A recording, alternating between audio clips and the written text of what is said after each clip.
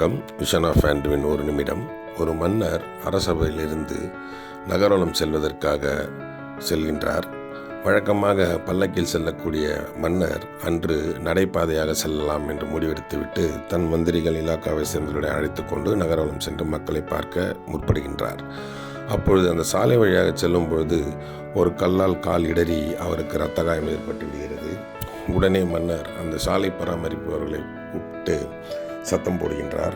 யார் இது இந்த மாதிரி செய்கின்றது? நான் நகர்வலம் வருகிறேன் என்று தெரிந்தும் சாலையில் இந்த மாதிரி பராமரிக்காமல் வைத்திருக்கிறீர்களே என்று கடிந்து கொண்டார்.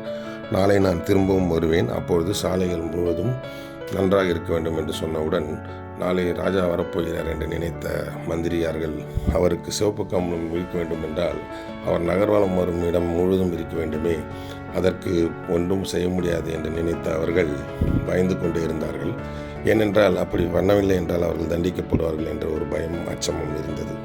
மறுநாள் அப்படி செல்லும்பொழுது உடனே இருந்த மந்திரியார் அந்த மன்னரை பார்த்து சொன்னார், மன்னரே, ஊரெங்கும் கம்பளம் விரித்து செல்வதற்கு பதிலாக தாங்கள் மட்டும் பல்லக்கில் செல்லாமல் நடந்துதானே செல்லப் போகிறோம், அதற்கு நாம் காலணிகளை மட்டும் நீங்கள் அணிந்து கொண்டால் போதுமானதாயிற்று என்று சொன்னார்.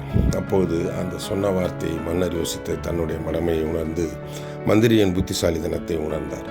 உடனடியாக அவர் சரி என்று சொல்லி முடிவெடுத்துவிட்டு அந்த பாதணிகளை மாட்டிக்கொண்டு நகர்வலம் சென்றார். இதே போன்றுதான் மற்றவர்களை குறித்து நாம் மற்றவர்கள் சொல்லும்போது என்ன நடக்கப் போகின்றது என்பதை சிந்திப்போமே தவிர நாம் என்ன செய்ய வேண்டும், நாம் என்ன சிந்தித்து நடக்க வேண்டும் என்பதை நாம் தீர்மானித்து நடந்தால் போதுமானது.